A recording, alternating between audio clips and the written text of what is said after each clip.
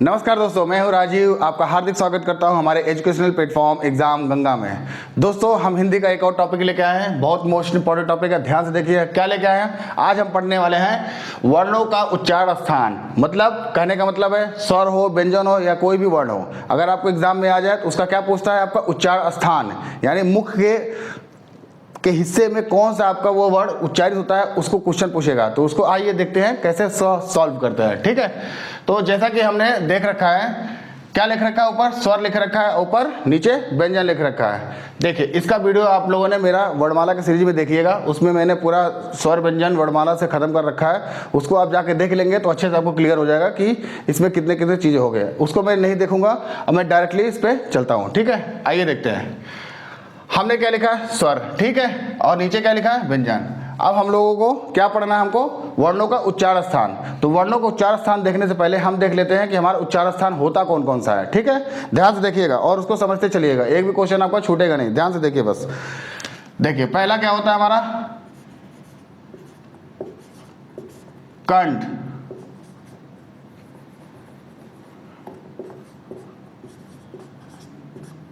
तालु, मूर्धा, फिर आपका क्या होता है, दंत,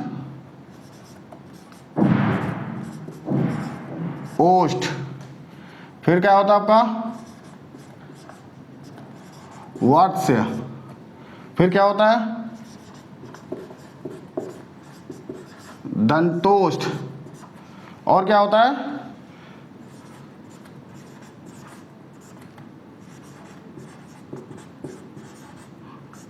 स्वर यंत्री।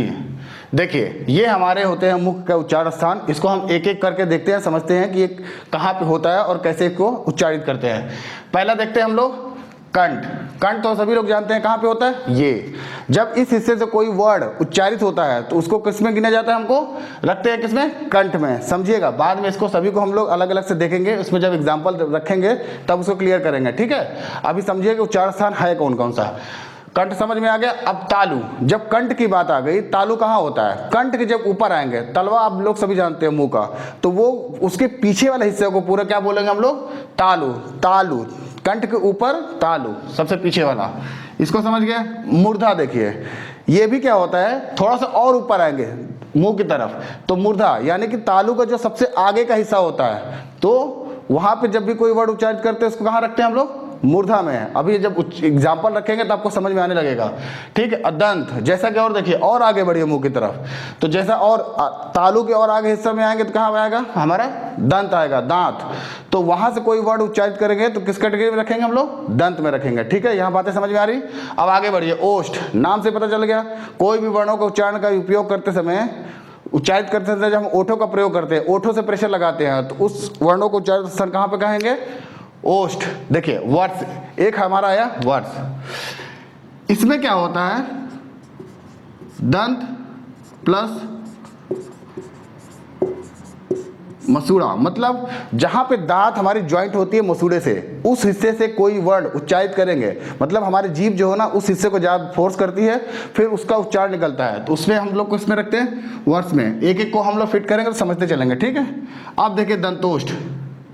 दंतोष्ठ से नाम ही पता चलता है, दांत और ओठों का कॉम्बिनेशन से जो उच्चारण होगा वर्णों का, उसको किस में रखेंगे हम लोग, दंतोष्ठ में। ठीक, समझ रहे हैं मेरी बात है। अब एक आइए स्वर यंत्रीय। देखिए, एक ये चीज है, इसको भी समझ लीजिए क्या होता है। जैसे कंठ कहाँ पे होता है, ये होता है ना, जब कंठ से आवाज निकलती है तो कंठ में रखते हैं। जब कंठ के और अंदर से हिस्से से जब आवाज उच्चारित होती है, कोई किसी वर्ण का उच्चारण अगर कंठ के अंदर से थोड़ा सा और अंदर चले जाते हैं, कंठ में फ्री फ्लो होता है, मतलब आराम से आवाज निकल जाती है, तो उसमें किस में रखेंगे हम लोग, स्वर यंत्री में। अभी देखेंगे कौन सा इसमें आता है। ठीक, तो ये हमारे सारे हो गए।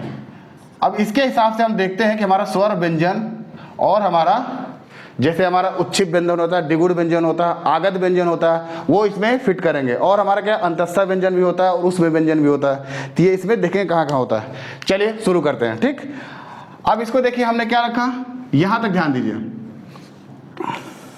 ये मैं बता चुका हूं, दोबारा नहीं बताऊंगा, बस मैं लिख दे रहा हूं समझने के लिए आपके। ये हमारा क्या है, कचट तप, यानी कि स्पर्शी व्यंजन।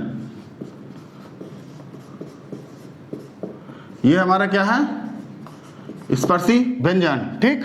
यार अलावा ये कौन सा हमारा अंतस्थ व्यंजन, ठीक ठीक। और श स ह ये किस में आता है हमारा ऊष्म व्यंजन में, ठीक। यहां तक हम पहले वर्णमाला की सीरीज में इसको बता चुके हैं, वर्णमाला वाले टॉपिक में, उसको देख लीजिएगा तो पूरा क्लियर हो जाएगा। यहाँ पर एक्सप्लेन नहीं करो, बस मैंने नाम रख दिया कि आपको समझने में आसानी होगी, ठीक है। अब आइए आगे देखते हैं, अब इसको एक एक करके इसको हम फिट करते हैं, ठीक है। तब तक समझ लीजिए, एक बार ध्यान दे दीजिए, इसको एक बार स्क्रीनशॉट ले लीजिए, ठीक है। समझ गए आप लोग, देख लिए, नाम पढ़ लिया आप लोगों ने। अब हम लोग आइए देखते हैं इसको कहाँ कहाँ पे एग्जाम्पल के थ्रू इसमें फिट करते हैं।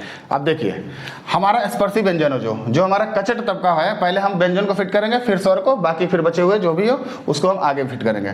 तो स्पर्शी व्यंजन जितने भी होती हैं तो उसको मैंने बता रखा उसी वीडियो में भी, लेकिन इसमें हम लोग सिर्फ उच्चारण स्थान पढ़ रहा है, इसलिए फिर से यहाँ पे रिपीट कर रहे हैं और पूरा खत्म करना, इस वजह से यहाँ पे फिर से रिपीट कर रहे हैं।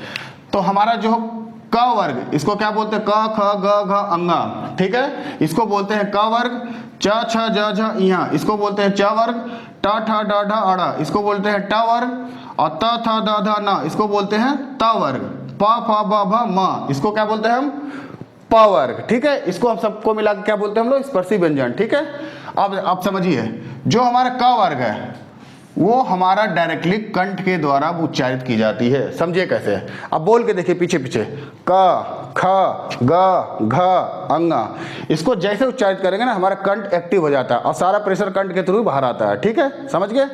तो इसको हम लोग किस में रखते हैं, कंठ में, तो इसलिए मैंने डायरेक्टली यहाँ पर एरो लगा दिया कंठ समझने के लिए। और देखिए च छ ज झ इया, इसको बोल के देखिए, जब च छ ज झ इया बोलेंगे ना कंठ से थोड़ा ऊपर आएंगे, जब तालु के पोर्शन पे आता है तो वहां पे प्रेशर लगता है, तो वहां से ये वर्ड उच्चारित होता है। ध्यान से देखिए, च छ ज झ इया, जीभ जाके ऊपर तालु में सटता है, फिर हमारा प्रेशर से आवाज निकलती है। तो ये हमारा किससे निकलता है, तालु से।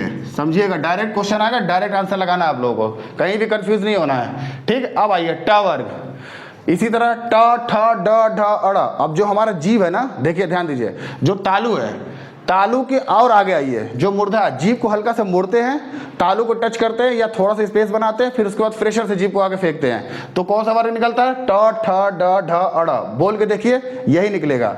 तो किस में रखते हैं हम लोग इसको, मूर्धा में, ठीक है। ये मूर्धा से उच्चारित होता है। एक चीज और, इसको कंठे बोलते हैं, इसको तालु को तालब भी बोलते हैं, मूर्धा को मूर्धन्य भी बोलते हैं, ठीक है, कंफ्यूज नहीं होगा, जैसा है सब ऐसे लिखा होता है। अब देखिए त थ द ध न, अब देखिए तालु से और आगे आइए, जो जीभ दांत का हिस्सा है, दांत पे जब इसको प्रेशर लगाते त थ, जीभ हमारा किस पे टच करता है, ऊपर के दांत पे चिपकता है, दबाते हैं उसको, फिर उसके बाद प्रेशर से रिलीज करते हैं, तो हमारा क्या निकलता है, त थ द ध ना। तो ये हमारा किस में आता है, दंत में। एक बात और बता दे, थोड़ा मजेदार बात है, ये भी समझ जाइए। देखिएगा, जैसे जो एजेड हो जाते हैं, जिनके दांत टूट जाते हैं, तो कभी भी उनको देखिएगा, जब ये वर्ग बोलेंगे त वर्ग, तो त वर्ग उनसे अच्छे से नहीं निकलता है। क्यों नहीं निकलता है, उसका रीजन यही है कि जब जीभ का प्रेशर दांत पे लगता है तब ये कंप्लीट क्लियर निकलता है, तो उनके दांत ना होने की वजह से वो उच्चारण सही से नहीं कर पाते हैं, तो सही से नहीं बोल पाते, तो आदमी को समझने में कन्फ्यूजन होती है। तो इसलिए थोड़ा सा लगा तो मुझे बता देना चाहिए, तो बता दिया मैंने, ठीक है। अब आगे बढ़िए, कौन सा है हमारा, प वर्ग। अब बोलिए प फ ब भ म, कहाँ से आपको दिखने से साफ साफ लग रहा है हमारा लिपसिंग जो चल रही है, होंठ का प्रेशर, होंठ चपकता है, सटता है, फिर खोलते हैं, फिर बोलते हैं, तो क्या निकलता है हमारा, प वर्ग ओष्ठ से। कोई भी बोल के देखिए, इसमें बिना ओठ के इसको बोल ही नहीं सकते, ओठ खोल के तो बोल ही नहीं सकते, सही से उच्चारण होगा ही नहीं। ये बातें समझ गए, स्पर्शी व्यंजन आपको क्लियर हो गया पूरी तरह से, कंठ तालु मूर्धा दंत और ओष्ठ, ये हमारा कछटता स्पर्शी व्यंजन क्लियर हो गया।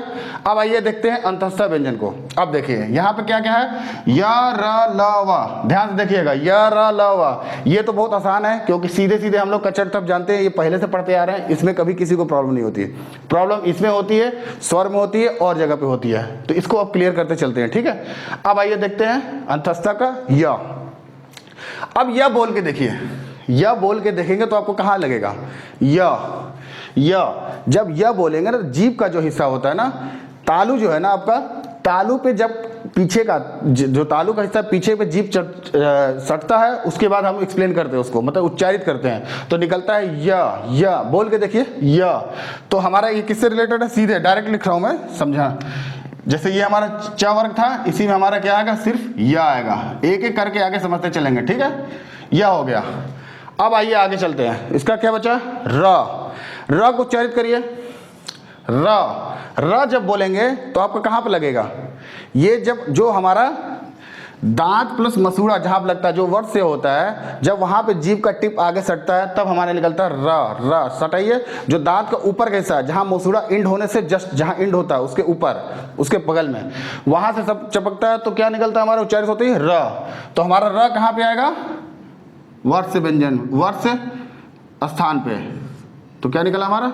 र। ध्यान दीजिएगा, समझते चलिएगा, और याद करने की कोई जरूरत नहीं, ये तो आपको बना बना याद है। इधर मैं समझा रहा हूं आपको, अब ये भी देखिए आसान हो जाएगा, इसको भी समझा दूंगा कैसे इजीली आपको याद हो जाएगा एक ट्रिक से, ठीक है? अब आगे आइए, ल।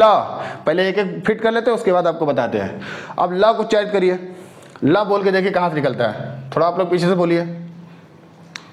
ल। ल भी देखेंगे ना, सेम र की तरह ही ल भी उच्चारित हो रहा है, ठीक है? तो ये भी कहां पे होगा? वर्ड से व्यंजन में, वर्ड्स में, वर्ड्स स्थान से निकलता है, यानी दांत प्लस मसूड़े से। तो ये हमारा क्या हो जाएगा? ल। बोल के देखिए र ल एक ही जगह से निकलेगा, ठीक है? अब आइए वाह। वाह को उच्चारित करिए। वाह। वाह। तो कहाँ निकल रहा है? वाह। ये नीचे का ओंठ है ना, ऊपर के दांत पे चिपकता है, सटाते हैं, वाह। वाह बोलने के लिए मैं बता रहा हूँ, लेकिन निकलता है नेचुरली वही है। तो वह हमारा क्या होता है? दंतोष्ठ होता है। दांत और ओठ का दोनों का इस्तेमाल करते हैं, तो कौन सा वर्ड निकलता है हमारा? वाह। समझ रहे मेरी बात है? वाह बोल के देखिए, वाह, ठीक? ये हो गया हमारा दंतोष्ठ में रखेंगे, किसमें? वाह। बात समझ में आ रही है? ये हमारा अंतस्था व्यंजन खत्म हो गया। अब देखिए आगे बढ़िए, ये हमारा उष्म व्यंजन। उष्म व्यंजन में आइए, पहला कौन सा है? अब इसको बहुत लोग स, श, श तीनों को एक ही जैसा प्रोनाउंस करते हैं, या किसी को कुछ और बोलते हैं, किसी और को कुछ और बोलते हैं। लेकिन अब यहाँ पे ये श। श जब बोलेंगे, जो शेर वाला स है, तो जब जीभ को थोड़ा पीछे ले जाएंगे तालू की तरफ, जब वहां से प्रेशर लगाएंगे तब हमारा निकलता है ये श। श शेर वाला श। शेर, शेर बोलते, शायद शेर नहीं बोलते, उसको शेर बोलते हैं। तो हमारा कहाँ से निकलेगा? ये कहाँ से निकलेगा बताइए? तालू से। तो कहाँ पे आएगा हमारा? तालु में। समझ रहे मेरी बातें? अब आइए इसके आगे, कौन सा श है? ये श है, ये श है। तो ये कहाँ से निकलता है? ये थोड़ा सा देखिए, जब इसको एक्सप्लेन करते हैं, हम लोग उच्चारित करते हैं, तो थोड़ा सा जीभ को पीछे ले जाके तालु के पास ले जाते हैं, तो ये श निकलता है। लेकिन थोड़ा सा और आगे आ जाइए, तब जब हम जीभ को मोड़ के बोलते हैं तो ये निकलता है श। तो ये किस में आ जाएगा हमारा? मूर्धा में। बोल के देखिएगा, थोड़ा सा जीभ का आगे शिफ्ट हो जाता है जीभ हमारा, ये थोड़ा पीछे रहता है, ये थोड़ा और आगे आ जाता है। तो ये कहाँ आ जाएगा हमारा? मूर्धा में, ठीक है? बात समझ में आ रही है आप लोगों को? अब आइए एक और श। अब इसको स को बोल के देखिए, ये कहाँ से निकलता है? स। जब जीभ का और आगे लेके आते हैं, और लेके आइए आगे, जीभ का कहाँ? जब जीभ का टिप जो होता है, जो दांत का ऊपर मसूड़ा वाला होता है, हिस्सा होता है, वहां पर जब टच करते हैं तो वहां से निकलता है ये। तो ये कौन सा है हमारा? दंत प्लस मसूड़ा। दांत और मसूड़े दोनों का इस्तेमाल करते हैं हम, वहां पर जीभ टच होती है तो निकलता है हमारा श। स बोलिए, सपेरा। सपेरा। स देखिए, जीभ सीधे दांत के पास आएगी, दांत और मसूड़े वाले हिस्से में, ठीक है? बोल के देख लीजिए, सपेरा बोलेंगे तो ये हो गया हमारा श। किसमें? दांत पर, वर्ष में आ जाएगा, ठीक है? अब क्या बचा हमारा? हा। उसमें व्यंजन का हमारा ह बचा। अब ह बोल के देखिए, ह, ह हमारा। ह बोलने में क्या होता है? कहीं भी देख, लेकिन लगता नहीं कि आपको कहीं पर रुकावट महसूस हो रही है। तो ह हमारा जो होता है कंठ के सीधे और अंदर से आता है। तो कंठ के अंदर से आने का कौन सा हमारा होता है? स्वर यंत्रीय, जो कंठ के और अंदर से आता है। तो ह एक्सप्लेन करने में कंठ का भी इस्तेमाल होता है, और कंठ के अंदर से आता है, तो कहाँ पे आ जाएगा हमारा ह? स्वर यंत्रीय। मेरी बात समझ रहे हैं? बोल के देखिए तब समझ में आएगा। ह, ठीक है? तो हमारा कहाँ से आएगा? स्वर यंत्रीय में। बात समझ में आई आपको? और देखिए इसमें कुछ और चीजें देख ले, स्वर को खत्म, व्यंजन में और कुछ देखते हैं। स्वर को पढ़ने से पहले एक चीज, दो चीज और देख लेते हैं। क्या क्या देखेंगे हम? यहाँ तक समझ में आ गया, स्पर्शी सेट हो गया हमारा, और हमारा अंतस्था सेट हो गया, और हमारा क्या हो गया? उसमें व्यंजन सेट हो गया। अब देखिए क्या बचा है। अब हमारा बचा है एक